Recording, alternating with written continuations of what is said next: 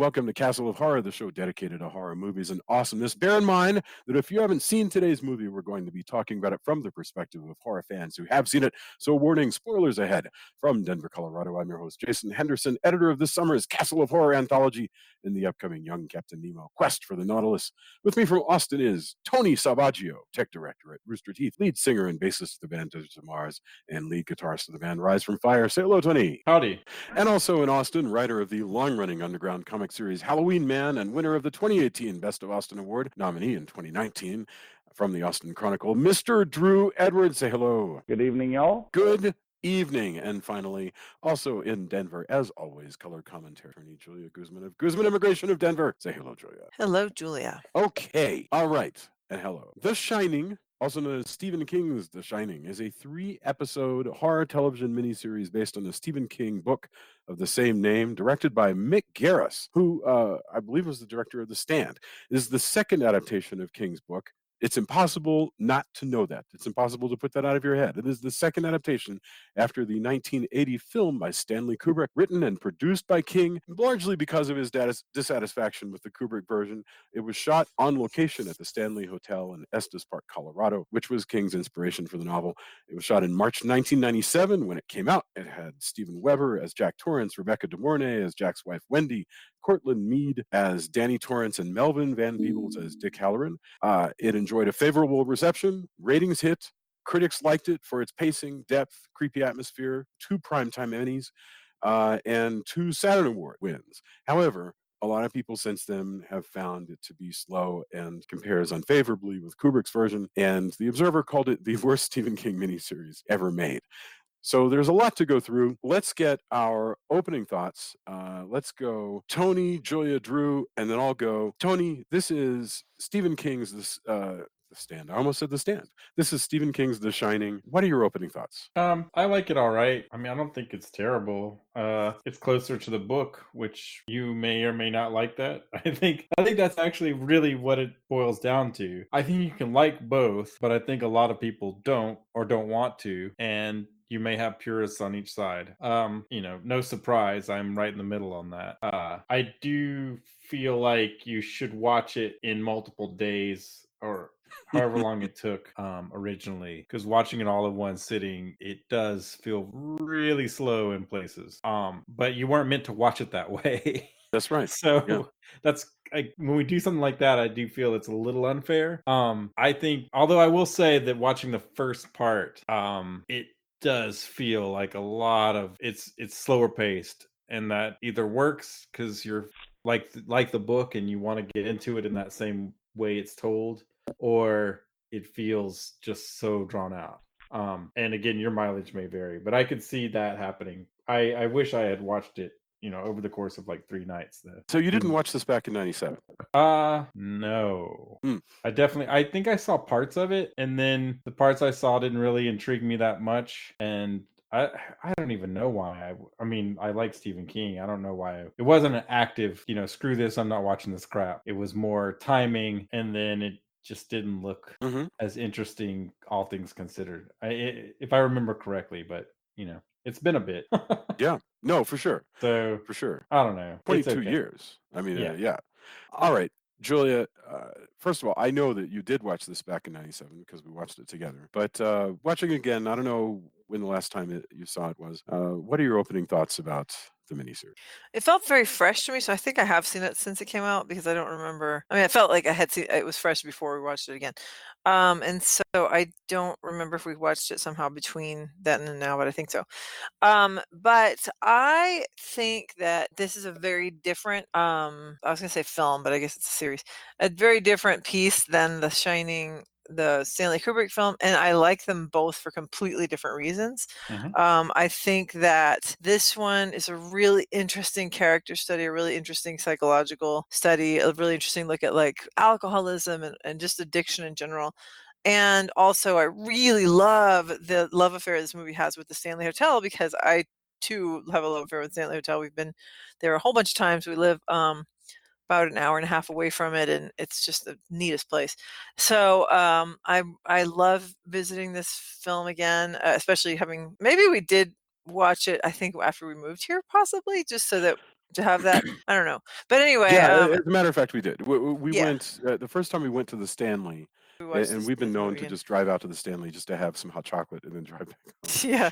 But first time we Yeah. went out to the Stanley, We we watched it immediately again, came right? back and got the miniseries on DVD and watched it That's again. what it is. So that's Okay. like 6 years ago. Right. So that's why I felt pretty fresh. Yeah. So so I'm looking forward to talking a little bit about the hotel, about Colorado, and about these characters who I think are really interesting. This movie's not as scary as the Stanley Kubrick film, but that's okay because I just, like I said, I don't think that's the purpose of it, to be super scary. I think it's more to be Wow, creepy interesting. and disturbing. Wonderful. Okay, thank you very much. Drew, I mean, where are you landing? What are your thoughts? I've actually owned this for I think 2 years now. I got it as part of a set that had the early aughts version of Salem's Lot, the TV miniseries version of it, and this, and I've never actually watched the whole thing until now. I don't know why. I'd seen bits and pieces of it in like clips. There's a lot of YouTube clips on The Shining, no shock there. And so I've seen a lot of the scenes out of this movie, just cut into YouTube videos, but I've never actually watched the whole thing. I did actually watch it over a period of 3 nights, which I think made it a lot more enjoyable. I actually really had a good time with this. A lot of people I know really hate this movie or hate this TV miniseries or hate whatever you want to call it. I think that's actually a little unfair. I think I kept going back to this idea of would this movie be as reviled if the Stanley Kubrick movie didn't exist? Because there's a hokiness to this. And I'm not going to say there's not. There's a certain schmaltziness, and some of the special effects are not that great, and the ghost makeup certainly at times is lacking. But the acting is really good, and I would say actually better than The Stand, which is incredibly well liked by horror fans. Like, I know a lot of people that really love that. And I think there's a lot of stuff that be found in here that I really enjoyed. And in fact, I would say the version of Wendy Torrance in this is, this is going to be controversial to some of the people who listen to this podcast, but I think the version of Wendy Torrance in this movie is actually better than the one in the Kubrick version. Not just because it's more like the book, but because it's a more fully realized character than just somebody that's kind of being terrorized by Jack Nicholson through the entire movie. Yes, the Kubrick version is a better movie overall, but there's a lot of pleasures to be had in this version if you go into it with an open mind. That's wonderful. So my take on this is first of all, I have a natural fetish for pieces that are very very indicative of the way work was being done at the time. So we've talked about how I really love like grungy low budget 1970s movies that are very grainy and ugly and poorly lit.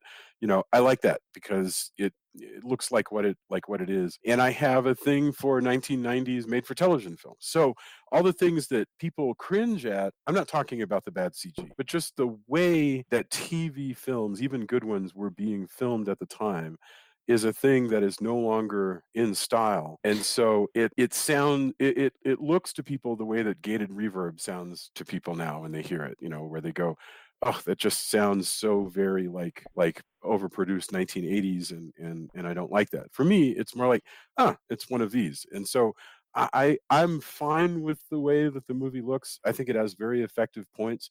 I think it's very slavish to the book, and that's kind of fun. It plays like many times it plays like just the book up on film, except for they're getting away with there are certain things that they couldn't get away with because of TV standards and practices. And I think one of the first things that we should talk about is actually this movie came about a great deal because of Stephen King's dissatisfaction. And in fact, I think we should just move with Kubrick. So let's just move straight into that. Here's how I want to spit it up. It seems to me that King didn't like Kubrick's film, and he gave a lot of reasons. But it seems to me that at the base of it, Kubrick took The Shining, a book that he felt whatever the way Kubrick felt about it, and he made a Stanley Kubrick art piece that was very, very much Kubrick and not very much King, is my take on it. And I think King disliked how much Kubrick ego was in there. And I have one thing that I will throw in to explain that. He complains greatly that he doesn't even complain about the abuse that Shelley Duvall suffered at the hands of Stanley Kubrick. What he complains about is the abuse that some grip suffered by having to type by hand "all work and no play makes Jack a dull boy" across like 300 pages because Kubrick was too much of a artiste to just have those pages mimeographed. And King just thought that Kubrick was an egotist who was screwing up King's book. So to me, what it is this enormous sort of Godzilla versus King Kong duke out of egos. But that's my opening salvo. What do you guys think? I think. Oh, sorry. Go ahead. No. You first. Okay. Thanks. I think that that Stephen King is pretty obsessed with his alcoholism and his recovery, and especially because when he was writing the book, he was certainly going through all that. So I think that a big part of why he didn't like it is because it just kind of makes Jack Nicholson kind of crazy from the beginning, and he's just sort of like, it's almost like he's been brought to the hotel just to kill, his family and do this thing. Whereas I think in this miniseries, they do a great job of, even though Steven Weber is creepy. And by the way, Gary Sinise was offered this, and Tim Daly was offered this part before Steven Weber got it. And Tim Daly actually recommended Steven Weber. So it's interesting to think about Gary Sinise in this part. I think that would have been really cool too. But I think they do a great job of Steven Weber being, clearly irritable. He's only 5 months sober, and he's having a hard time with it. He's irritated that he lost his job and that he's having to drag his family up here to do this, but he's not crazy. He's just kind of irritable. And then you watch him struggle with this madness and even pop out of it at times. And I think it's a really interesting metaphor for the alcoholism, including the actual, and of course that we have the actual alcoholism, but just the idea that the madness that the house kind of inflicts on him is very much like the addiction. So it's like the addiction just transfers from the alcohol to the house, to the books and the papers and all that. So I think that's a big part of it. But go ahead, Drew. What else were you going to say? Well, I actually feel like some of King's, criticisms of Kubrick, they're not entirely meritless. And, for one, he's called out the portrayal of Wendy, which I already slightly brought up with, is kind of misogynistic. And you just brought up the fact that Kubrick literally terrorized Shelley Duvall, and she is very effective at playing somebody that's terrified, but there's not a whole lot to her character. The stuff that Julia all brought up about Jack Nicholson is it's valid. The thing is Stephen King doesn't actually have to like Stanley Kubrick's version. True. I think everybody kind of wants to jump to Stanley Kubrick's defense, because Stanley Kubrick is a giant in film. He's legendary. And certainly The Shining is a classic, and it can withstand any criticism Stephen King makes. But Stephen King created the book. He created this universe that Stanley Kubrick was playing in. So from that perspective, I think he has every right to be disappointed in it. Like, if somebody was adapting my work, let's just say, for example, we're in a Bizarro universe and somebody's making a Halloween Man movie, I would probably have a hard time taking how personal it is away from watching, and that's like a difficult thing to do.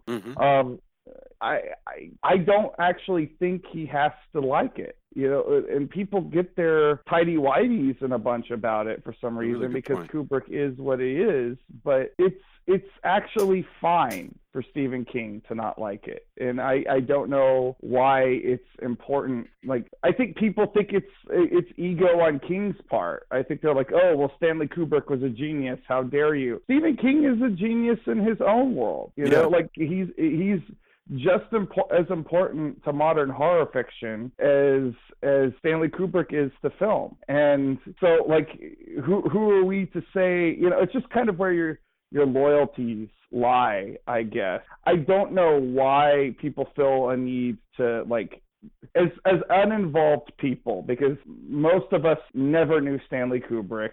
most of us don't know Stephen King. There doesn't have to be this like loyalty drawn into the sand. You can like both. You know, I guess that's right. It doesn't have to be that way. It's kind of a, you know, the fact that people are getting their knives out, the fight over this is a little asinine to me. Well, I think you kind of nailed it, though. I think a lot of people hate this one. I think you're more likely to hate this if you're a huge fan of the Kubrick version and you hear Stephen King go, well, I'm going to make mine better, more like I wanted it to. And in reality, and so it comes out, and since it's got a TV budget, it doesn't look like the Kubrick version by any stretch. And that's a limitation that's how TV, especially in this era, looked.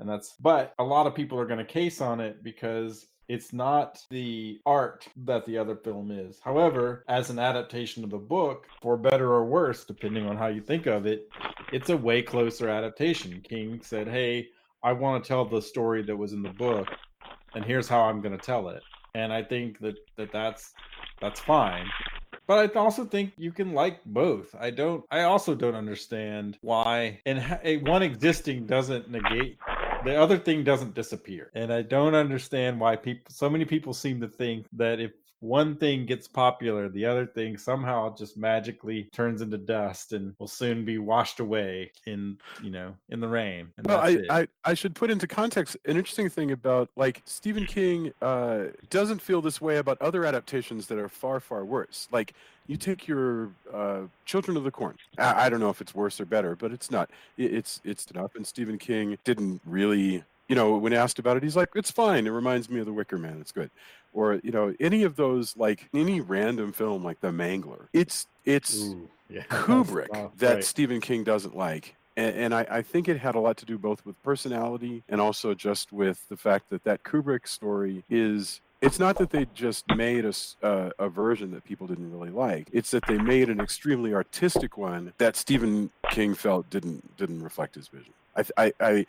But anyway, it could also be, and I don't want to psychoanalyze it too much. It could also be if people start to think that this thing is super art, when, especially at the time, maybe Stephen King was seen as lowbrow. Horror fiction in general has always had to struggle with, is it art?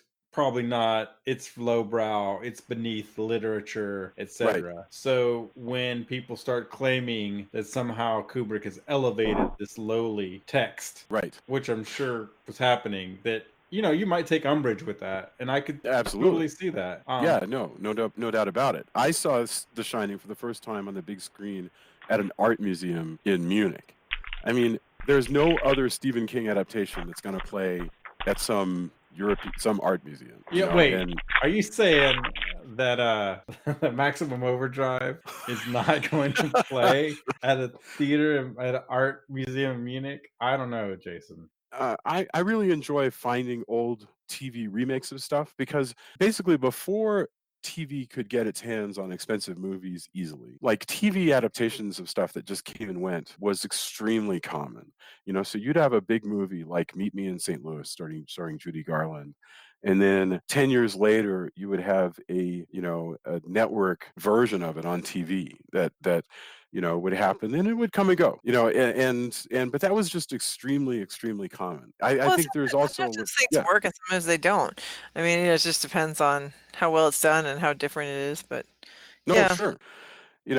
So you've seen, there are Hitchcock movies that have been remade as TV films, and I don't know. The problem is the reason this conversation gets so complicated is because it's not just, hey, here's a TV adaptation of The Shining. It's obviously King trying to continue a dialogue with Stanley Kubrick in a way that somebody putting on a TV version of Brigadoon is not having a conversation with Gene Kelly. So I think obviously, the reason I say it's not as scary is because, to me, some of the really creepy stuff that happens in the Stanley Kubrick movie is the stuff like the blood coming out of the wall and the little twin girls and all that kind of stuff. That stuff's just not in this film. But what is in this film is there's a lot more looking at Jack's father and his relationship with his father, and we even have his his voice in the CB thing, compliments Yes. of Miguel Ferrer. And then, so all that conversation about that. There's also the, like I say, a lot more talking about AA and recovery and going to meetings and all that stuff. So I think we have a lot more of that. The relationship, like you guys were talking about, Rebcca de Mornay's character is much more developed, like Drew was saying. But you don't have those just really iconic, memorable, scare the crap out of you Interesting. moments, I think. You just don't have them, right? Yeah. And the way this film, I do want to get to each of the characters, but first we should talk about the structure of the film. So, Tony, when we first talked about doing this, you said, how many episodes is it? And I said, oh, it's 2, because in my mind I remembered it being 2, but it's not. It's 3 nights long. Night 1 is completely, it's kind of neatly organized. Night 1 is basically Act 1, the whole episode. Yes. The whole 2 hour, it's really an hour and a half, but whatever it is. The whole 2 hour episode is just getting the job, going to the hotel. Dick Halloran shows them around and around and around. And then just as he's about to leave, he shows them around some more. I mean, But that's what I mean when I say it's a love affair with the hotel. Because the thing is, I do want to jump in here and talk a little bit about the hotel, because the thing is that this is the hotel that inspired Stephen King, as everyone knows, to write this book. He stays at the hotel back when it used to close for the season. He stays right before it closes, right as it's closing, in a basically empty hotel. I'm guessing there was quite a few people working there, but there was nobody else staying there. And he has some weird experiences, and he's inspired to write this book. And so now he wants to come back and film there. And it is just a gorgeous place. It is really, by all accounts, it is very haunted. We've taken the ghost tour, and it's so interesting. The only experience that I've had was the fact that your technology just goes bananas at this one spot in the hotel where you suddenly can't take pictures and your battery dies. And that actually did happen to me. But so there's stuff like that, but there's all kinds of ghosts and everything. So it's just, I love that they spend that time, because you do watch it and go, oh, this is such a great place with so much history and so much paranormal activities that they're, supposedly. And so I'm okay with it, especially because it is a miniseries. But you're right that it does kind of feel like it drags on a little bit long in the first episode. Okay, but without the lengthiness of this, like, one of my favorite bits in this whole thing is the very first scene where you have Steven Weber and Elliot Gould, of all people, talking about like acting how so much. Weird. Yeah, talking about the history of the Overlook Hotel and how it's the greatest hotel, and we never see this character ever again. Yeah. But like that whole scene which is basically just two guys acting off of each other, is terrific. And that then the whole Denver croquet thing, which is not a thing. They just invented that to make so they could have bigger mallets than they usually have. But yeah, Elliot Gould, it's funny that you mentioned that, Drew, because what I was struck by here, and it becomes less obvious, maybe you get used to the cadence of the script, or maybe it's less of a thing as it goes along. But in that first scene, Elliot Gould and Steven Weber, Elliot Gould is not acting like the Elliot Gould we know. He has kind of an elevated speech. He uses like no contractions. It's a very, literate way that he talks. And I think it's intended that this is a character who talks this way, but it's very strange. And it's quite good. I mean, yeah, by taking all the time and like not cramming this into just like an 8-minute sequence, where you had Barry Nelson in a leather jacket showing King around, and he was friendly enough in the movie version. Here, we established so much, with them just standing on the front lawn of the Stanley. Well, and you could take that scene out and just show that scene to somebody else and not tell them about the rest of the miniseries. And that scene is great in of itself, because you have two pretty good actors really chewing on the dialogue. And it's just, I honestly, within like the first few moments of watching just that, I was like, okay, I'm on board. I mean, the Kubrick version is definitely a leaner, meaner experience, because it just doesn't have time to meander on stuff like that. But like when I say that there is stuff that can be enjoyed that's in this movie, in this miniseries, this is the kind of thing that I'm talking about, where you could take the time, and this has a hell of a supporting cast in it. So So, the fact that they get good actors for these sort of minimal parts really elevates this from something that could have been, a whole lot more goofy, and there is a lot of goofy stuff, but these kind of scenes is what makes me still savor everything else. This is also the scene where we meet Halloran, Dick Halloran, who is a challenging role because he has to be around in the beginning and then around in the end. And his, since this is a show where we spoil things, this is a major spoiler. Halloran survives this movie, and it's one of the grossest unfairnesses of that first movie that they get rid of him quickly because Kubrick would like just Wendy and Danny to be the ones who get away.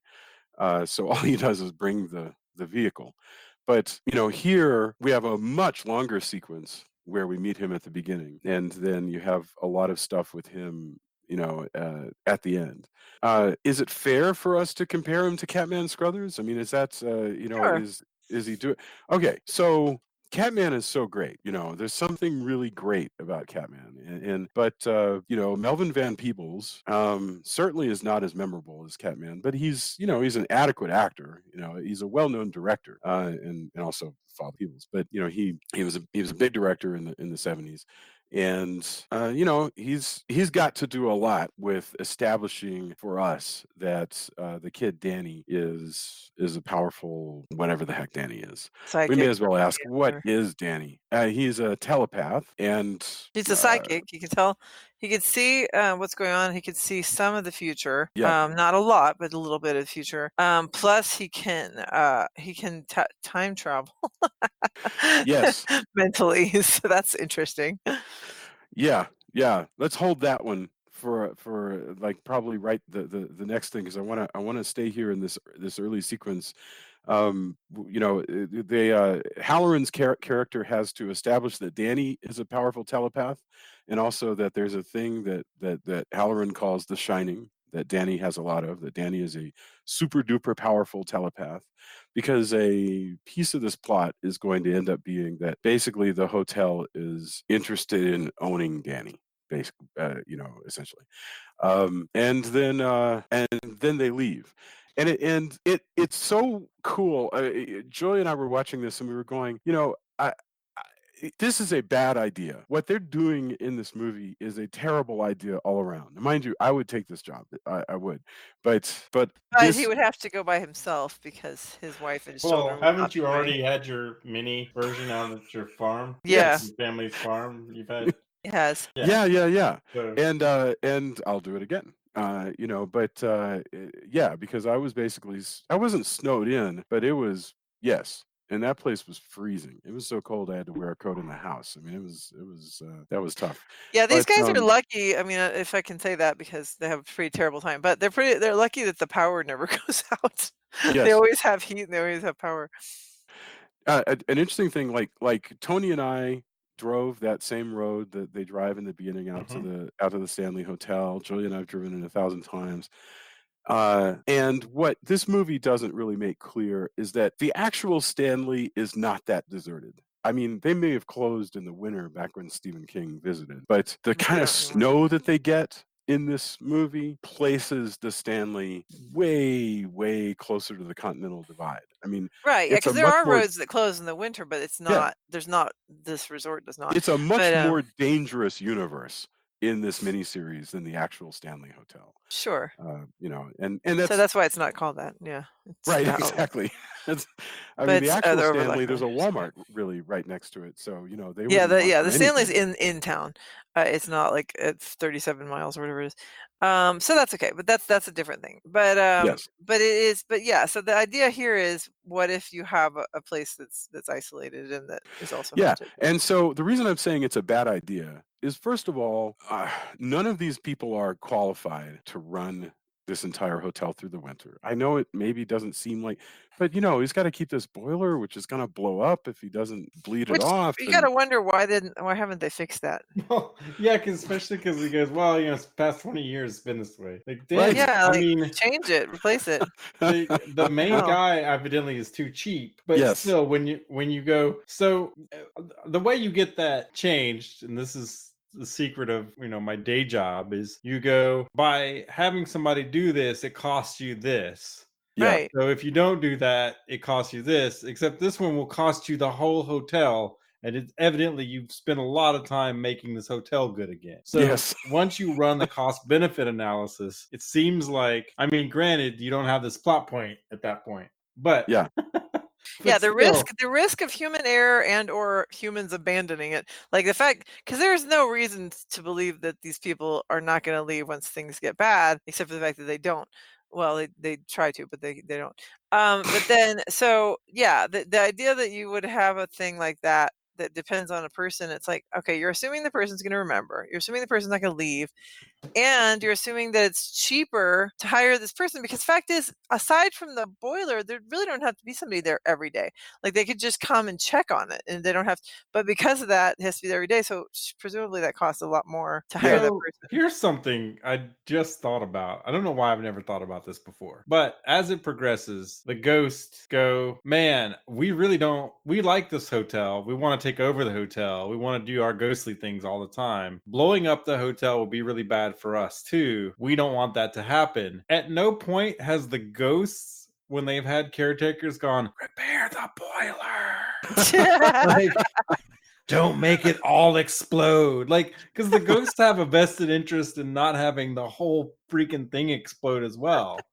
And they seem to have a lot of influence in the off season, but they've never thought to go, not do the things to your family or kill yourself. The ghosts have never gone, you're smart, repair the boiler. Well, not only that, but they forgot to remind him to dump it. Like this, so Yeah.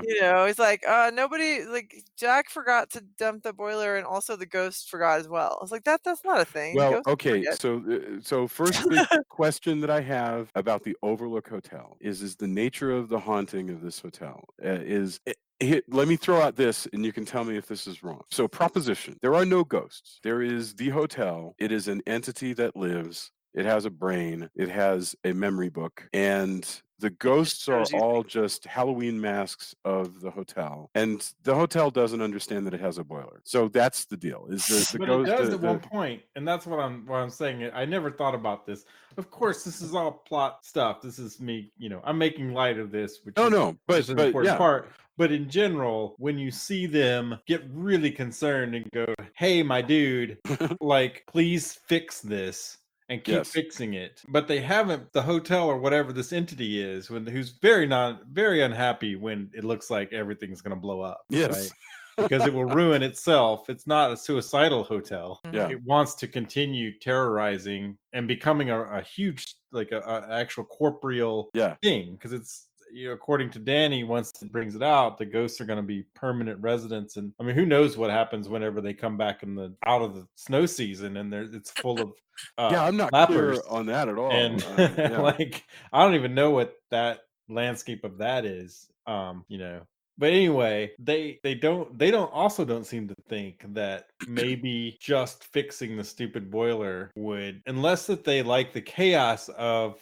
let's wear somebody down because they have to check the stupid boiler all the time, and that's what makes it a necessity. I guess so. Yeah, but which is good. I mean, that's sort of valid. It's just in retrospect, kind of like, I'm sure you could find another bathtub woman or something that would terrorize people and make them, maybe you just move on to plumbing or something. Something less likely to blow up the whole damn thing. The building could be destroyed. Ghosts would still be there in theory. I think the hotel is a creature. Drew, are you there? What are your thoughts on this? Do you think that? So what you're talking about, Jason, is something that people actually believe that hauntings are, that there aren't individual personalities, that there's just these places that have sort of imprinted terrible things onto them. And, whether you think that's valid or not, or you prefer to believe there's a surviving personality, it's all conjecture because. But we're what talking does about King ghosts. think? In other words, what does this movie think is going on? I'm just trying to understand it myself. I think that it's somewhere in between. I think it's kind of like the Overlook is the queen bee, and the ghosts are sort of the worker bees. And there might be some sort of hive mind, but because they definitely, the individual ghosts definitely have personalities to themselves, but they But they could be recordings. Yeah, right. But I think the keep with the insect analogy. I think that you have the Overlook kind of sending out individual ghosts depending on the needs of a situation. Yeah, which is true. why you have the ghost of the actress trying to seduce Jack when he's feeling dissatisfied with his marriage in that moment. Yeah. Stuff like that. Like I don't think it's that the ghosts are just recordings per se. I think it's like you send out your worker that you need for that particular time. And they probably all share the same thoughts to a degree, but if the Overlook is like, I need this spirit for this time, it's kind of like pulling out, the right overcoat or something. Good goddamn, I'm making a lot of analogies. No, but I'm really intrigued by your worker bee hive mind concept. I think one of my favorite moments towards the end, when Jack is being very heavily possessed and his forehead's been split by being hit by a croquet ball and he's got blood in his teeth and everything. There's this moment when he speaks with the personality of the hotel, which is really wild. I mean, because he goes, "Oh, what an intelligent child it is." But he still uses words that Jack would use, though. See, there's that just kind of backs up what I'm saying, because he keeps saying the word pup, which is a word that Jack uses. Well, his dad. Or that his dad used. Yeah. Golly. But that's not coming from the hotel. That's coming from Jack. Yeah. Mm-hmm. Yeah. I mean, I'm with Drew. I think the apparitions, as things happen, get added and cataloged to the bag of tricks, basically, that the hotel has, or things it can use in its defense, or it's how it chooses to terrorize or cajole or whatever it wants to do. That at one point it didn't have the woman in the bathtub, and then when it did, it could use that. Isn't it funny that this is the stuff that we have to figure out? Like, I mean, we don't have to figure it out, but if you're watching a haunted house movie, or if you're writing a haunted house book or movie, just like we watched Burnt Offerings recently, you have people come to a haunted house and scary things start happening in the haunted house, and the way that a story has to be laid out, it has to get increasingly scary, and you learn some secrets.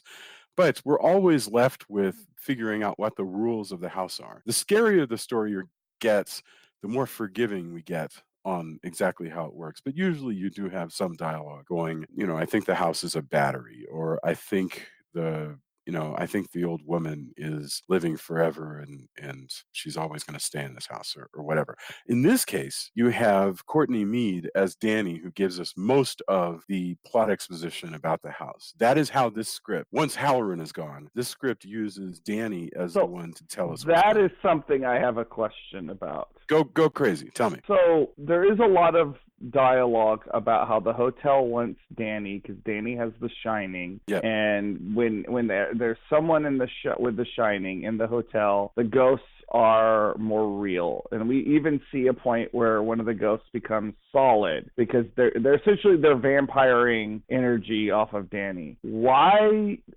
did they never do this to Halloran, who has been working in the hotel for years? Is it because he's an adult and he's somehow more able to defend himself? He's also not as powerful. Just more okay. I really think that's it. I think that he's just like a special gift that they've got their hooks into, and they really want in ways that Halloran was not as interesting to them. It's also possible that Halloran has actually been, unbeknownst to himself, like kind of psychically funding this place for years by just hanging out. But go ahead, Tony. I think there's definitely a case towards that. The way he interacts and the stuff he tells Danny kind of leads to the notion of, hey, yeah, look, it gets to me, but I'm an adult, so I can deal with it better. Also, it needs Danny because Danny's so far ahead. Yeah. And that's part of why, when he recognizes him, recognizes him, he really takes him under his wing Yeah. and gets very concerned because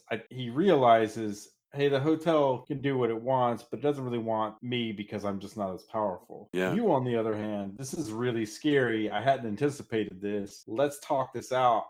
And he even kind of does a little bit of training. Hey, let's talk to each other psychically. Yeah. Show me what you can do. And very pointedly says, get in touch with me when you need me. He's very concerned about what could possibly happen and in relation to what he has experienced and what the hotels tried to do with him. But it just, in general, it's just, I can't use this guy. He's not nearly as powerful as I need to be. But let's screw with him a little bit too, because we can see what we can do. But I do like the idea that his being around has fueled the place. That's kind of an interesting thought. Yeah, definitely. Because why would he? Why, you know, one of the sad realities of this place, if we assume that we're in the world of The Shining works on people, and it probably works on Halloran too. You know, why hasn't he ever left this stupid place? He could probably work almost anywhere. Right. You know, I'm sure that the hotel has subtly affected his decisions here and there and kept him from leaving. That it's a very, I mean, it into itself is a mirror to the codependence on alcohol. Yeah. Yeah, good point. It's doing its own thing to keep you around. Both of you know it's not the best thing, but everybody kind of sticks around.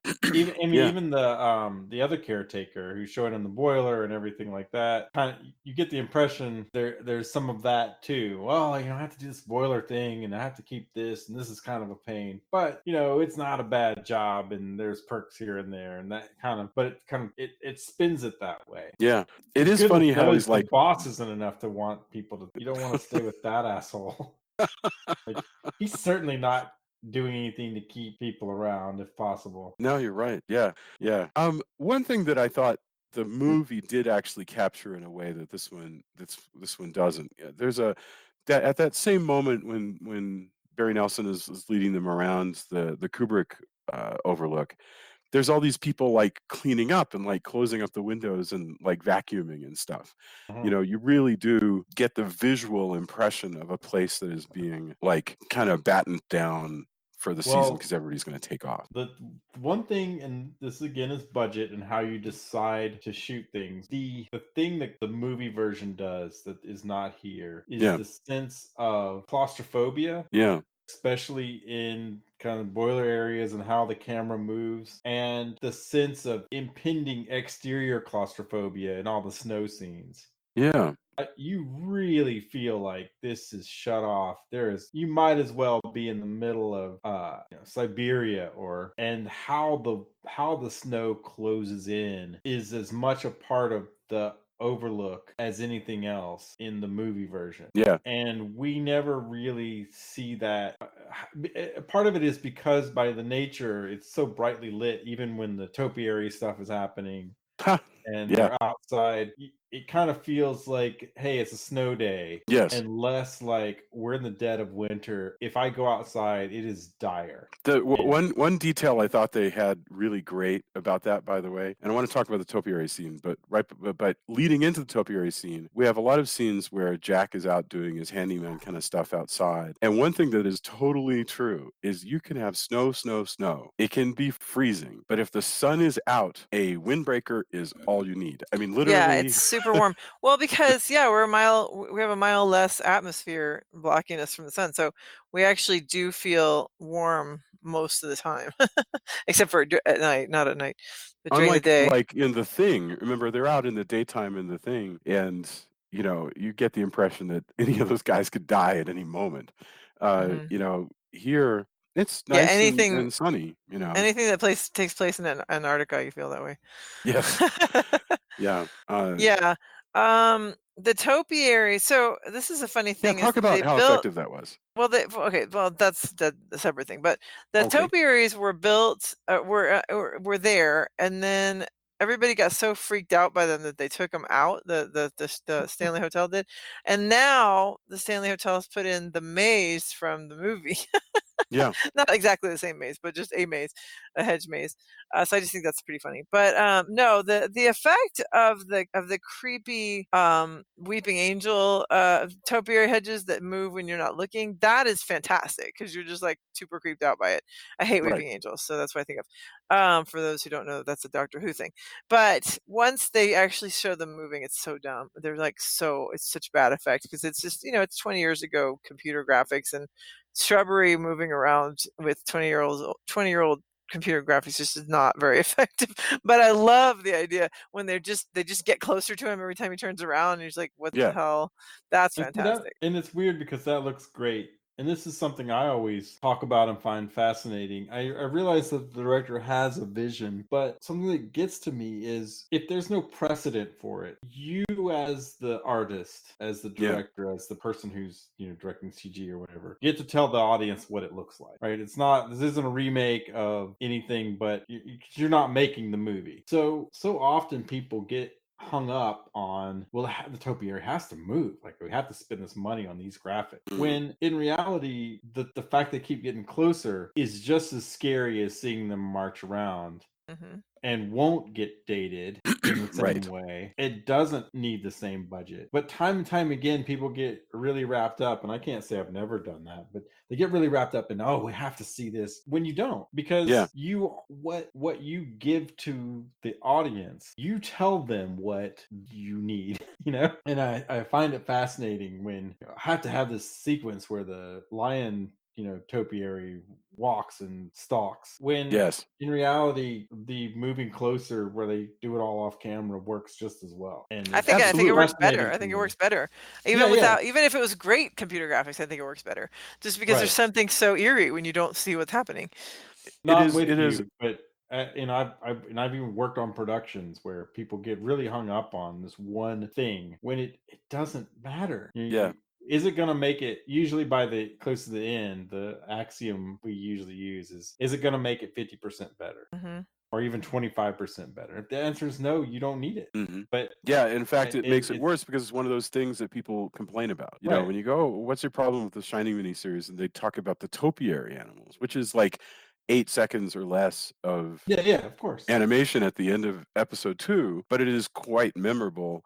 Whereas the earlier moments in episode 2 where he's being stalked by them every time he's not looking, that's brilliant. That was just so neat. And it sucks too because everybody's trying to do their craft. It's not like the people doing the CG were, they were given it. Nobody working on those things, I can tell you, being a CG artist, no one goes, it's all time and budget, right? Mostly time. Nobody's gonna make a thing that purposefully looks bad unless they're told, hey, you have today, or you have 3 days to do this. You're gonna do the best you can, and that's always the case. So when I see not so great CG, I over the air fist bump fellow artists who I'm sure were never given the chance to do the thing that they wanted to, or it wasn't given to a crew who had the technology to do it. It wasn't given to ILM because that wasn't the budget, or maybe ILM couldn't even get to it because they were working on 50 other way bigger movies. But having it in means that somebody went, I have to have this. This is important. Isn't that interesting? Yeah. Before you have it just creeping up, and it's like Julia said, more effective. And it happens so often in film. Yeah, well, but that part, okay.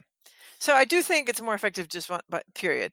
But I also personally am much more fond of spooky, creepy things like that than I am of overt, like, oh, hey, look how scary it is that these shrubs are moving around.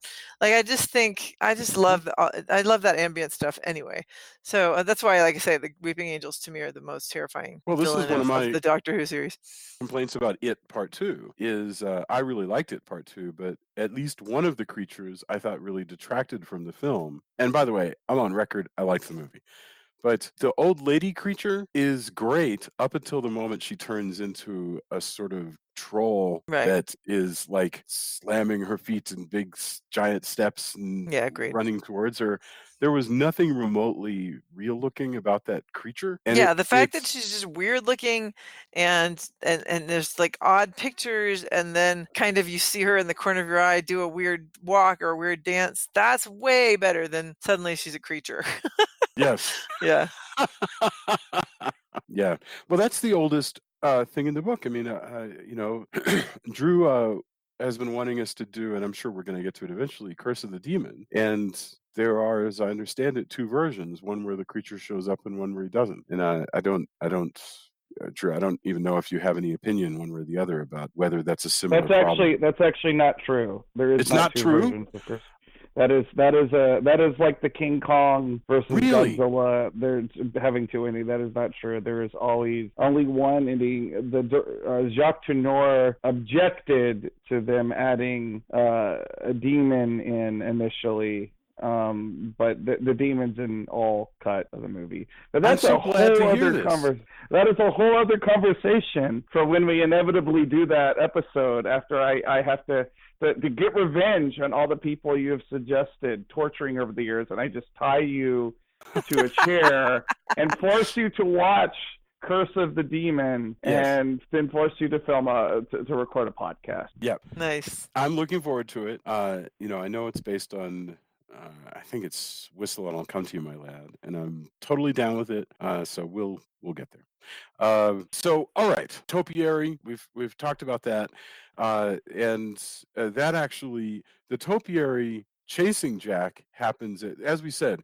All of episode 1 is just literally act 1, getting them into the hotel. And Jack's storyline is, hey, I've been working really hard. I'm proving myself.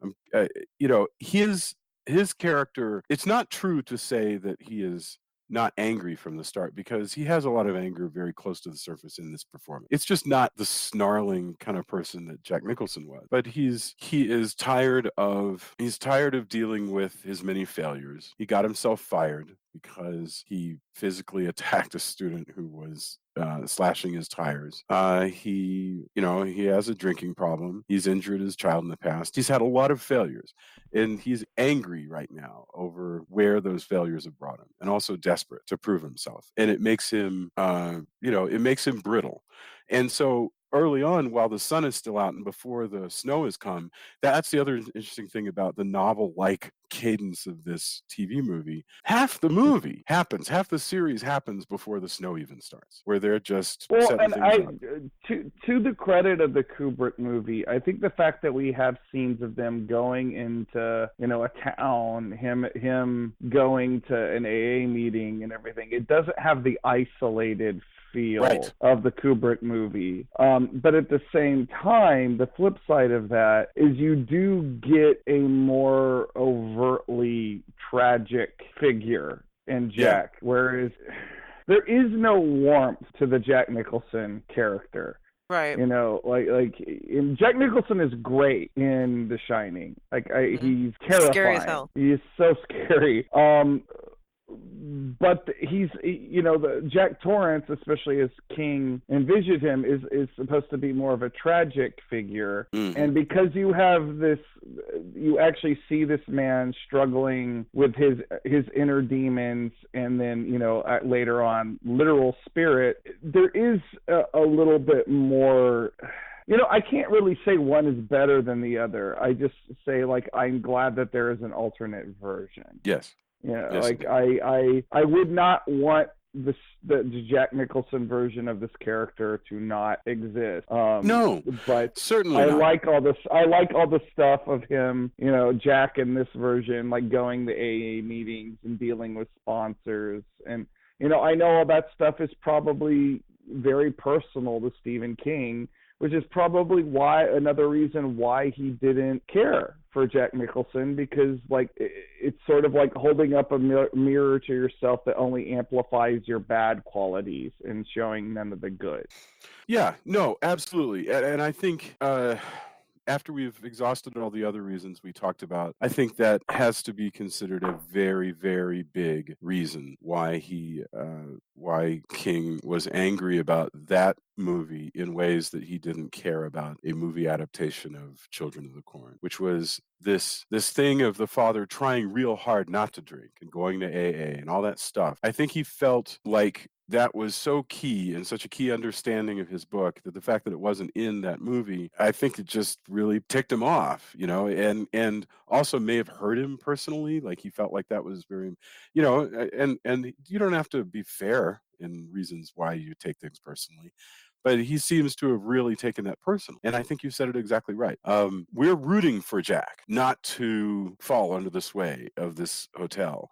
And in the movie, Jack doesn't really engender a great deal of our sympathy, you know. So yeah, and this is also the place, by the way, where as a writer, I'm still always I'm much more appalled by the Jack in the movie, where I'm like, you know, you could be getting so much writing done, and you know, at least here he thinks he starts to research a book. So I'm down with the way that he's fooling himself, where he really, you know, he may even be onto something, where he decides, screw this Well, stupid play, and I'm researching this book. and again, I mean, he's in his attic with this book. He's in his attic with the boxes. You know, he's not drinking alcohol until he is, but he's in his addiction. He's not acting Yeah, like that. That's why she says you have all the behaviors that you had when you were drinking. You know, the short temper, or just the way he's behaving. You know, how he treats his family and everything. And so it's not a healthy thing in any way. You know, he's not yeah. working on a project in a healthy way. We just don't get that from Jack Nicholson. He doesn't seem to have an addiction. He seems to be possessed, which is fine, because I think that's what that movie was doing. It was like, oh, look at this guy who's suddenly become possessed by this house and he's going to kill his family. But it's not this journey that we've talked about It's not of personal. madness. And it's possible that this just belongs on a TV series. I mean, maybe that's just the way this should be. It could be that there are two different ideas, and one of them suits a TV series a lot better, especially a 4.5-hour TV series. Yeah. I want to talk about Danny a little bit more. We talked about some of Danny's powers, but now I want to talk about Danny's time travel powers. Because Joy, you brought this up, and Tony, which was in Not Tony, this Tony. yeah, right. Sorry.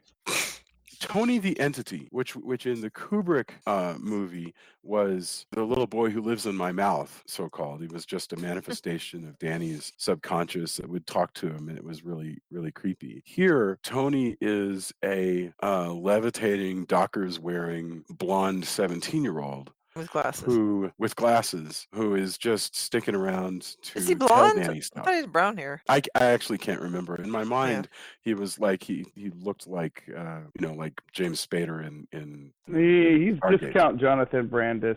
Right. Discount. I think he was blonde, but anyway, what he is, and it's not that big a secret. I mean, the movie doesn't bother making it too much of a secret, but clearly it's kind of a little bit of a spoiler. Is somehow, and I gotta say, this is the thing that just makes me smile and shivers, and it's awesome. I think it's cool. Somehow, Tony is a time travel warning from himself. That's brilliant. I don't know how it works. I don't like. Okay, you want to talk about stuff I don't like please, about go crazy. this version? Yeah. I don't like any of the stuff with Tony. I think it, not the Tony that's on the podcast, the character Tony. I feel like that stuff is so hokey, and not endearingly hokey like the Ghost Swing Band, just plain ordinary hokey. And it's useless. There's no point to it. Nothing. It doesn't really add anything. I think that Kubrick had the right idea by not actually having a ghost teen, or whatever you want to call it, on screen. I think you know, maybe, but apparently it worked better for you, Jason. I just found all of that. I found all that stuff very cringeworthy. Let me tell you what's cringeworthy to me in this movie. Kissing, that's what I've been missing. That's so stupid. My Well, Lord. especially at the very end. Like, I really feel like this film just should have stopped when the kid gets up and accepts his diploma. And that's it. The whole business of him walking off and then having that little moment with his ghost dad where he says, and everybody's apparently staring at him, talking to his ghost dad and catching this kiss. Oh, God, that was really cringeworthy. This movie, if this movie has one big sin, is that it is extremely schmaltzy. Yes. Yeah. Like, It cannot resist the extra beat of schmaltz if given an opportunity. It's It's like it just can't say no to those moments. And But your mileage may vary. I like a degree of schmaltz that this often goes to the point where my inner punk rock 15-year-old rolls his eyes and goes, like, you're right about the kissing. That's what I'm missing. That's super cringy. Some of the stuff in it is fun cringy. Like I said, I legitimately the Ghost Swing Band. I legitimately like with Stephen King as the band leader. that wasn't cringy to me. I liked that. That Hokey might stuff's be the fun. right That word. stuff's fun. That stuff's fun. It's like something you would see at a haunted house, not like a literal haunted house like the Overlook, but like a haunted house like House of Torment here in Austin. Yeah. Or something. It's like a Halloween haunted house kind of vibe, and that stuff's fun. But all the stuff with Tony, like, it's no. Oh, and I want to say a real quick thing about that, about the Stephen King, the Stephen King cameo as the band director. Apparently, the character's name, which I don't remember the character being given a name, but apparently the character's name is the same name as the 2-year-old kid from Pet Cemetery. It's Really? Gage. Gage. What's his? Let me see here. I do not Gage remember. Gage Creed. Yeah, the band conductor's name is Gage Creed, and so is the 2-year-old kid in the Pet Cemetery. Wow. But yeah, that's anyway, the concept of time traveling Danny Torrance I love because it's just so nutso. I mean, and the idea that somehow you could, it's probably not even worth thinking about it. It would suggest that somewhere in the future, Danny is going, oh, I need to send a psychic message back it was like a psychic transportation of myself back to tell myself not to go in there, and also and then we get into the stupid paradox thing where it's like, because that happened when I was a kid. Did it go wrong the first time? When I was a kid, when I was a kid, I visited myself and I called myself Tony. So I guess I got to do that now. Just like in Bill and Ted, we got to remember to do the things that we. And I guess that's the way it is. It's just a perfect closed loop. It always happened, and it always will happen. There's another much better explanation besides time travel, which is that floating blonde Tony is simply an extremely well predicted expression of Danny's subconscious, which is projecting itself into a vision that he sees that happens to take the form of what he will look like when he is older later, which he knows because he is a psychic. I like that better. That actually is more likely. But it's still unnecessary. All that stuff is unnecessary. I mean, it's nice that he has a friend, quote unquote, imaginary friend, but to have it visual, again, it's like what we were talking about with the hedges. I think having the visual thing detracts from it. I think it would be way better. It is better in the movie where he's just talking to his finger. Well, here's a problem. Can you, and I think probably the answer for us on this team is yes, because we watch a heck of a lot of movies, and so the answer would have to be yes for it's just to go on in life. But can you have a movie that you both enjoy and also I can name for you 3 things that I would totally cut if I could? I think most people walking around every day, if they have 3 things they list in a movie that aren't good, their summary is, I remember that movie, it wasn't good. And the reason why is those 3 things. In other words, I'm listing out these things that are stupid about this movie, and I still like this movie. I've seen it probably 3 times. Isn't that what film criticism is supposed to be? Is that this is what I like and this is what I don't like, and if the things I like outweigh the things that I dislike, I will call this a good movie. Yeah, because I don't even do stars. I don't know how to say something's 2 stars versus something's 4 stars. I don't know how to do that, because everything's different. It's hard to explain why I like Zombies of Moritao. Exactly how many stars would I give them? It's a meaningless question. You would give it as many Jason stars as you need to. And perhaps that's how more people should approach it. I give this as many meat, whatevers. I don't care. Whatever you like, pizzas or burgers or stars or chicken soup or I don't know. And then I give it not that because I don't like that. Right. But you know, I Yeah, don't like know, man. I mean, it's there far are too often you tell people, "Well, you're wrong about that." Fine. Like as far as liking media goes, yeah. you're wrong to like this. If it's not like one of those things where the director's a jackass or, has some problems, I don't know. I don't, again, I just, growing up having people not like a lot of things I liked, and then or my sister, like, I liked metal and I liked albums, and my sister liked pop music and cassette singles, and I constantly gave her crap about it. Yeah. But again, at the end of the day, that's what made her happy. So I Well, don't I mean, you know. think about like your interest in a lot of like deep cuts of Ranger style TV series and movies, right? Yeah. Those are deep cuts that will work for you and for other people who are into that, and will be sort of lost on people who are not into that. And so, Yeah, how to not tell them everyone like, wants to watch a show for 8 to 10-year-olds and still glean something get from something out of it. it. And so it just depends. A lot of times I'll be thinking, somebody say, should you watch this? I'm like, I don't know. Are you going to watch it like in a class where afterwards you discuss it? Or are you asking me if that's something you should bring a date to? I don't know. Like, Yeah.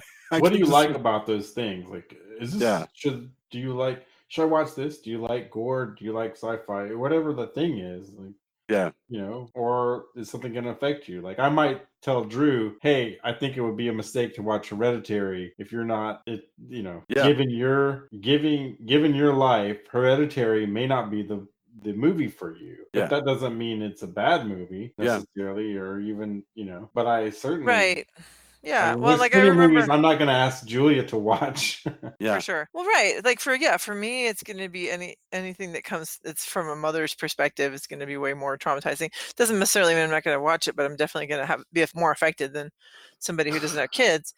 Yeah, I remember.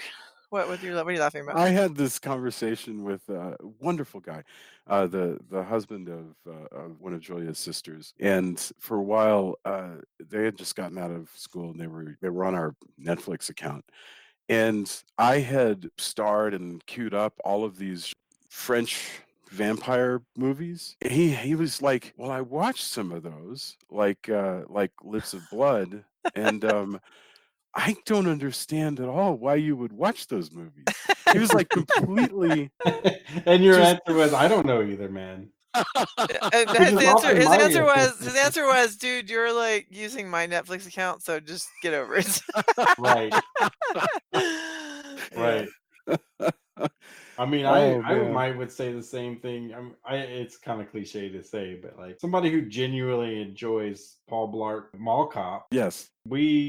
I don't know if that broad humor and the way that that's done is going to be what I want to watch. Right. But hey, if that's what makes you happy, who Yeah. the hell am I to say? It was Jean Rollin, and there were Yeah.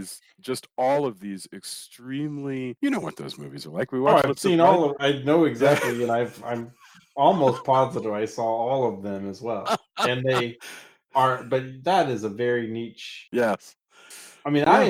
I enjoyed the Tim and Eric movie, but man, oh man, is that a tiny Yeah. sliver of people that I could recommend. I remember coming out of the theater going, there's like 2 friends I could say go watch this movie, and Yeah. that happens a lot, especially with genre film. And that's why there is for example, a Fantastic Fest, right? We all Yeah. kind of collectively go, and then even in that, though, I may hate a movie that does a certain thing and somebody else may hate on or go, well, that's too mainstream. I don't like that. I'm gonna come to this festival to see this, Yeah. mainstream crap. I want to see the gritty. And that's Yeah. fine too, but we're gonna walk a different path on that. I don't know. Which is why that's what makes the world wonderful, is when we have these, thank God that the people you hang out with are into slightly different things, or else you have the same conversation over and over and over again. Again, and people tell me, people go, oh, well, who are you preaching to? My thing is, just don't be a dick about it. Yeah. Just don't be a jerk. Be freaking civil. And then, but you'll still get people who are like, you aren't my real dad. You can't tell me to be nice. Yeah, I had the weirdest. I know we're going a little afield, but I'm gonna go there, so that's fine. So a writer I totally respect. I love his work. Love his work. He was on Facebook the other day, and he goes, "I liked Star Wars when I was 7, and then I turned 8, and I got over it." And basically, his whole post was just about it. He was just annoyed that it was stupid that people were into Star Wars. And I'm like, let me tell you, I can. Star Wars is fine. I can take it or leave it. I don't. I like Star Wars. I can't wait to see the new one. Right. I enjoy it when it comes out. It's a big event. I'm not building my life around it. It doesn't matter. It doesn't matter if you do. But what I couldn't figure out is why would you give a shit enough about Star Wars? Oh, well, I know a writer. There's a writer I also like who, I mean, he posts constantly about how it's a cancer. And look, I don't really like the prequels. And I think a lot of the fandom these days tends to be a little bit more toxic than I would like. But a lot of people will probably look at me and go, how can you watch 15 1970s, Godzilla movies? And aren't those for kids? And I go, well, if they are, I guess I'm 12. I don't know. Right. Am I emotionally stunted? I tend to, spare me. I don't know, man. Whatever. Like, that's the thing is, it's when you look condescendingly down your nose and go, "Oh, you, my dear person, like a thing for 8-year-olds." Yes. Isn't that weird? And that's where I draw. I'm like, hey, just don't be a dick. Come on. Plus, it doesn't matter, really. Right. It really totally doesn't. It turns out you can just look the other way and not concern yourself with Star Wars, and the world will go on. Now, sometimes what people are really complaining about is, and now I'm thinking of a particular screenwriter that I won't call out by name because that would be being a jerk. But I remember he had a movie coming out, and then there was like a big Star Wars kind of thing coming out or something. I can't even remember if it was Star Wars. And he, that weekend, was like, I'm so sick of people being into all of these genre things when my movie's not doing as well. Now we're talking. Now I understand completely what's going on. Is it's basically frustration and jealousy, which I think anybody can understand. I can be compassionate towards that. Sure. It just seems sad. But let us not forget, and we're kind of gone on field, but let us not forget the irony of telling people to enjoy what they like on a show that we all make about telling people what we like. I think to me, that's where people forget. Like, I think you still have to have a level of self-awareness to realize the absurdity and the irony of, telling people, well, you can't do blah, blah, blah, and then doing that. Yes. That lacks us so there is a delicious kind of us voicing these opinions while saying certain things. I find that truly, I smile about that and realize and shake my head at myself. Yeah. And I think that's when you can't do that. I think that's where you get into dangerous territory, in my opinion. Yeah. Excellent. Now, from that to, I think really, honestly, we've hit on the major elements of this picture, and what we should do is get to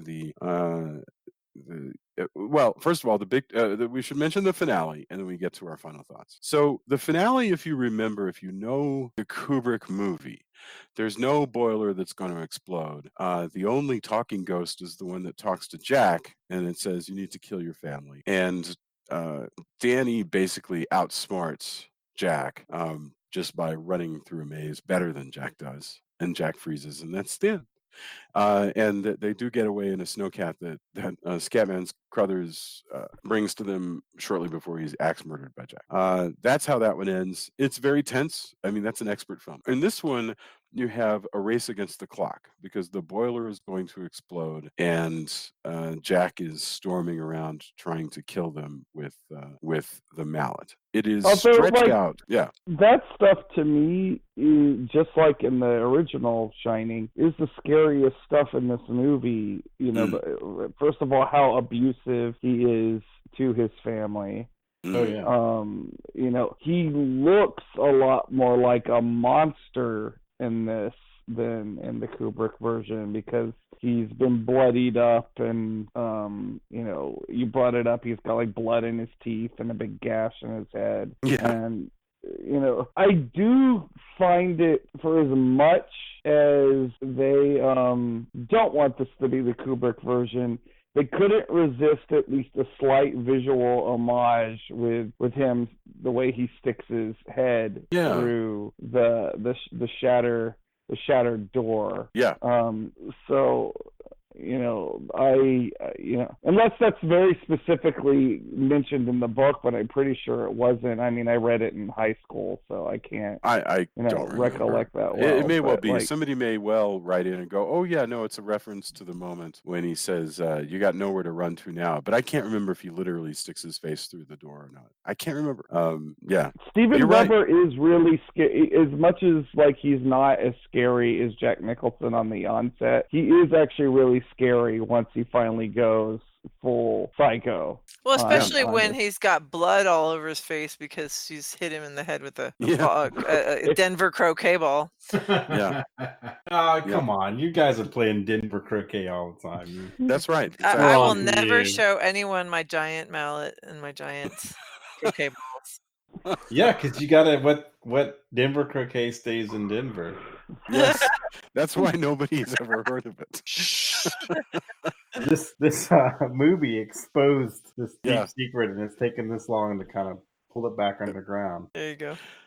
It is funny how anybody making this knows that people carry that image of Jack Nicholson in their head, even if they haven't seen The Shining, because it's been used on book covers. It's just so well known. So you do it, you know that you're inviting that. The same thing, having him lurch around the hotel, swinging a mallet. You know that people are going to be remembering Jack Nicholson lurching around that hotel, which was a soundstage with an axe. A croquet mallet, I have to say, is a very Stephen King choice. Because it's so nuts, it's so much nuttier than an axe. I do have one thing to say about that. I was so irritated, given that Rebecca De Mornay's character is pretty well developed, that she doesn't pick up the damn mallet when she hits him in the head with the ball. She doesn't pick up the mallet or the knife. She has a knife that she's been... Well, she tries to pick up the knife. No, I'm talking about after he's unconscious. She From... knocks him out. She runs away. And I'm like, dude, this is the chance to pick up the weapons. Yes. It's purely stretching it out. This is one moment when you do realize this movie is going out of its way to stretch this chase scene out to fill much of this final episode, and because it finally comes to an end, just very obviously at a point, something that could have been done at any point, where Danny finally plays his one card to keep himself from getting his brains bashed in, where he says, the boiler's going to explode. And so Dad leaves because the ghosts are like, holy mackerel, we forgot the boiler. And they go to mess with that. And that is the moment that they all get out. Halloran, Danny, and Wendy all leave, while Jack actually has a brief moment of what's the word? Well, I was saying he manages to snap out of his. Yes. Or it's almost like like they and I know we've talked about the DID and how it's different from how movies portray multiple personalities, but the way movies portray multiple personalities is that you got this one bad guy personality who's taken over and not letting you, and then the other people just kind of pop out sometimes. That's how it is here. It's like, he's like the demon, or actually more like a demon possession, but he's able to kind of break out a little bit. Also, like I keep thinking of all these examples, like Get Out, when the guy actually says get out, is because he's able to pop out from behind the other personality. So I think the same thing here. It's just that he's kind of been suppressed. It gives Jack a redemptive moment, which is not something we get at all in the Kubrick version. Once Jack is fully taken by the hotel, he's just gone. Yes. And not only that, but the other part of it that we get here that we don't get in the other version is back to the sense of family, and that he is actually, there's a tiny sliver of redemption if he remembers his family, if he gets back in touch with his son, who he actually loves, even though throughout the movie he's a horrible jackass. Yeah. And not very good father. But there's a time when you get the impression he kind of was a good father, to the point where, his wife wants to they kind of want to reconcile things. But yeah, once Nicholson's gone, he's gone. Yeah. But here we see that even the redemptive power of the family, that again turns schlocky at the end, as we mentioned before, but at the very end. But there's something to that King's willing to tell here that there was just kind of no place for in the film version. I should mention that that's something that doesn't actually happen in the book. It's played with for suspense. Jack is running down to the boiler blows up. I don't recall if he actually has a moment of redemption. It is something that Stephen King has deliberately put into the script, because Stephen King wrote this script. But for sure, it is light years from what was going on with Jack Nicholson. And also remember that in the end, when Jack Nicholson dies, it's almost completely not supernatural at all. And here there's a lot of supernatural involvement, although in the end, what's happening is that the place blows up because of the boiler. Yeah. So that brings us to our final thoughts. So Tony, we spent a lot of time talking about this, so I don't know what else you might want to say, but final thoughts on the Shining miniseries. I like it. I don't love it. It's not something I would readily go after. It's not streaming anywhere, which is kind of sucks, especially considering Dr. Sleep's coming out soon. Yeah. Maybe WB. I mean, maybe they're slating it for HBO Max since WB's doing that. Who knows? You have to get it on DVD or find it somehow. So that's unfortunate. It seems like it would probably be nice if you could see it, but maybe everybody's just watching the Kubrick version. I have no idea. I think I think it's paced kind of oddly for me. But also I think that pacing kind of changes if you don't binge it, which you weren't supposed to. I mean, nobody was anticipating streaming when this miniseries came out, right? Yeah.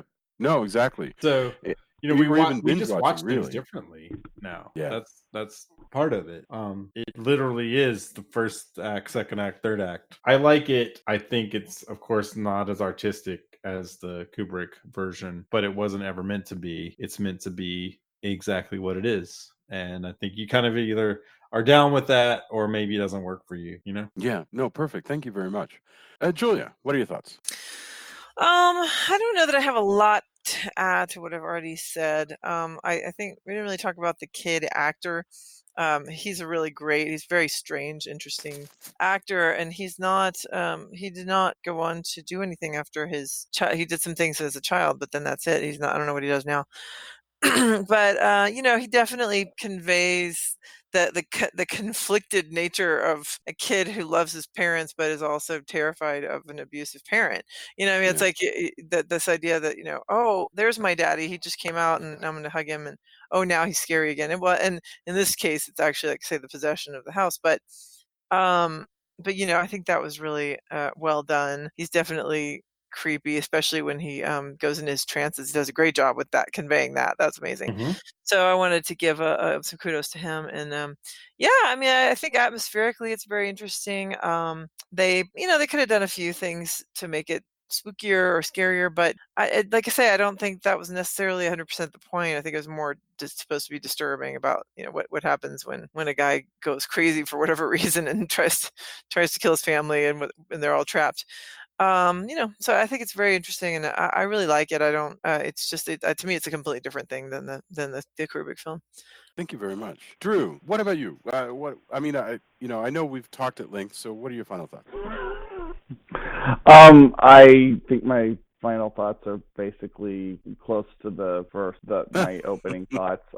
This is it's weird that this movie even exists, because the Kubrick movie is so beloved. So in a way, I'm really glad that we took the time to discuss it, because a lot of people don't even realize that there is a remake of The Shining. Several people that I talked to about us doing this episode were completely unaware that this miniseries exists. So I'm glad that we discussed it from that standpoint. I enjoyed it. I don't think it's actually any better or worse than a lot of other Stephen King miniseries from this time period, some of which are much better liked than this one. I think it's got some fine performances in it. I don't think I said this enough. I really like Rebcca De Mornay in this. I think she's terrific. Great supporting cast. If you do watch it, I do think you should watch it over the course of 3 nights. I think this would be a slog, and apparently it was a bit for Tony, trying to watch it all at once. It's just not meant to be watched that way. But I watched it on over me. 3 nights. Yeah. That's I totally watched it on over me. the course of 3. Huh? I said, no, it's just totally on me. This is not the fault of anyone involved in producing this. Yeah. Buyer I beware. watched it 3 nights, and I thought it was pretty breezy, and it was still around Halloween time, so I thought it was a good ghost story for that time of the year. Yeah, very much. Do you remember when we did Salem's Lot, the original? One thing that we discussed was that there were 2 ways you could watch Salem's Lot, and I'm not even sure if you can see the entire one anymore. I literally can't remember this, but Salem's Lot was cut. They took the episodes of the miniseries and cut it down to a feature-length film that then was what was sold to HBO and also overseas and so forth. The Blu-ray that you can buy now is the original miniseries. I mean, it's interesting to think about what one would do if Mick Garris, or rather just the studios, decided to take Mick Garris's 3-night, 4.5-hour Shining and cut it down to a 90-minute Shining. What would remain? What would that be like? I mean, that actually sounds like a fun film school experiment, just to see like what would you do if you had to take this thing and slice it down to a 90-minute version? Because that's what they did with Salem's Lot. And the extra problem, of course, if you did that with The Shining 1997, is that a theatrical movie does exist that we've been talking about all night. And you would be running up against it like even more egregiously. And it's a fun question. I would love to see it done. Even if it failed, I would love to see it. So yeah, I have nothing else to add. It's been a wonderful conversation. I'm really glad that we talked about this. You guys, I'm glad that you're here for this kickoff of the Stephen King retrospective part, whatever this is, where we're going to hit a few more. So it's going to be really cool. All right, let's get endorsements. Whatever you've been reading, watching, listening to, just whatever you want to share that has come into your life and that you think people need to check out, even if it's just a thought. So, Tony, I don't know. Do you have anything for us? I'm sure I had something, and now I can't remember. I've been busy trying to put the final touches on this new Deserts of Mars album, so that's mainly how I've been spending my nights. So your endorsement is Deserts of Mars. Nothing wrong with that. Yes, yeah. I mean, soon, hopefully, I'm going to send the CD off the replicators, or the files to be put on CD and turned into sleeves and such. Hopefully this next week, which finally. Let's see. I've been playing, a bunch of different games, and then just watching a bunch of really random things on Netflix, which I always recommend, just finding some stuff. Friend of mine, there's what else there was something new out. The Sonny Chiba movie that I had on DVD, Terror Beneath the Sea, which I haven't watched yet, but it was recommended by a friend of mine and was on DVD, and I had to get it because it looks so crazy town. And now you can watch it on Amazon Prime. So that's what I'm going to endorse, and maybe you'll see it and go, what the hell were you thinking? Why didn't you watch it first and decide? But it, I like weirdo stuff like that. I've also still been watching Ultra Q, which I still recommend because it's so awesome. Jason, you gotta watch Ultra Q. I have watched Ultra Q. Okay, I've watched several episodes with you, I think, and possibly, it's great. Yes. I have not yet seen Terror Beneath the Sea, but I'm totally into the idea. Ultra Q is, as I've said before, for people who like X-Files and Outer Limits and Kaiju, or any mixture of those, if that sounds like a thing. Having the fact there's a Blu-ray of this officially licensed through Subaraya, through an official licensor, as before they had some crazy things were legit, but there was some legal stuff. But having it officially everything and things that look that beautiful, it's an embarrassment of riches. If I could get Kamen Rider and Kikaider and a couple of others on Blu-ray, Ambassador Magma or Space Giants, if I could get those, I think my childhood would be sated. I would have all the things that I would want, or most of the things I would want. So yeah, fabulous. Julia, what do you have to endorse for us? I'm gonna probably jump on one that maybe you or Drew was gonna endorse, but we did go see the new Terminator movie, and I just thought it was so much fun. I really loved it. It's got a lot of light-hearted moments, some badass women, just all around. Very fun film. So yeah, if you're thinking about going, I definitely recommend it. Yeah. I still want to see that. I haven't had I've been doing all these other things and I haven't had a chance, and it's making me angry because It's been a busy season. I got to mention. I know this is Julia's endorsement, but it's like that they've erased or they're just ignoring everything after T2, and it's just a return to form. If you liked the way that T2 was organized, this is like that. That's the best I can explain it. It's like they go, okay, what made that good, and let's just emulate that. And it really is quite effective. And I'll bet that if you laid it out on a graph and laid the T2 plot out on a graph, you would find that the segments probably line up almost exactly beat for beat. Really, more or less the same way that people said about The Force Awakens and A New Hope. It's a very similar concept. So yes.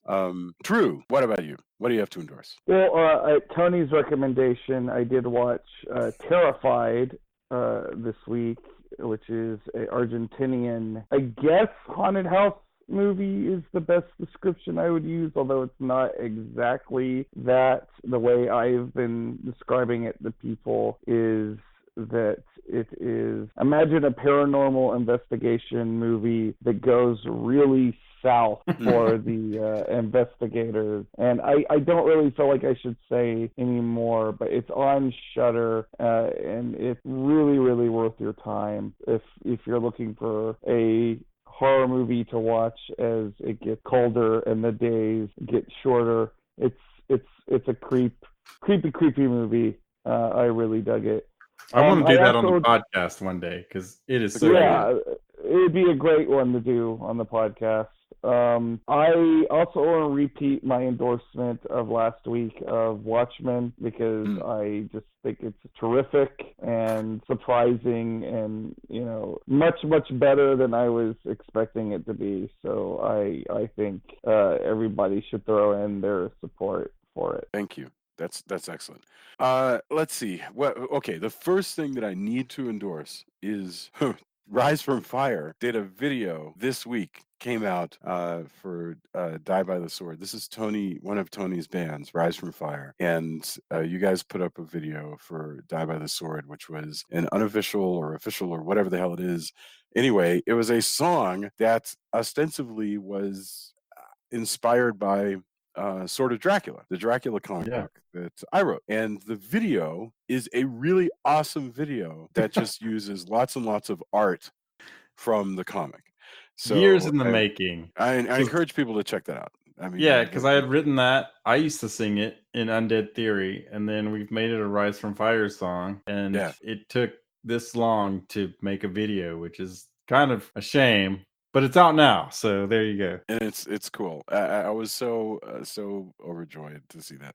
Awesome. Hey, so I do have a question. Did any of the artists who had worked on the comic see it? Do you know? Because I didn't have enough of their Twitter handles or anything like that to tag them. But if you know, don't know. I will find out. I was talking to Greg, and I told him, and he said he was going to put it on his Instagram. But because the artists are Greg Scott, Terry Pallett, and William Balk, so I'll find out. And they all did a great job. I hope that we represented them well. That's always the fear I have is art is art. I don't ever want to misrepresent that for anybody I work with. But I think they'll dig it. But I think so. Yeah. I'm far past being objective. Once you work on something for that many hours, you throw it to the world and hope that people dig it. Yeah. That's all. But thank you. Yeah. No, of course. The other thing I want to mention quickly, I got the Dracula Blu-ray, and what's awesome about that is that it has 2 Blu-rays, and one of them is the uncolor corrected 1979 theatrical version, which, if you recall, had a lot of oranges and reds in it. And the one that's been available for the past several years was color corrected is the wrong word. The recolor timed version that was released on DVD was basically very blue and gray, and it got rid of all the sort of interesting yellows and reds and everything from the theatrical one. So it has both. That's really clever, that you would use your Blu-ray to do this thing where, a lot of people didn't like the color timing, but it doesn't mean that you would have to go to the trouble of releasing both versions, and they did. and that's awesome. Finally, I came across a movie on YouTube called La Residencia, or The House That Screamed, and it is an amazing 1969 Gothic Spanish slasher at a boarding school movie that, what else do I need to even say? It was really good, but if you're into that kind of thing, if you're into grungy late 1960s Italian or Spanish Gothic slasher dramas, this is one, and it's called The House That Screamed, and I loved it, and it's on YouTube. So there you go. And that brings us to the end of our first chapter of our new Stephen King retrospective with The Shining. We will be back next week with more. I think it's Dr. Sleep next week, in fact. So that'll be really cool. Thank you, everybody, and listeners, come to the Facebook page. Let us know what you think. We will totally engage with you, and I've really enjoyed hearing from what you guys think tonight. It was a fun conversation. Everybody have a wonderful, wonderful evening and be excellent to each other. Bye, Night. everybody. Have a good week. Bye. Night.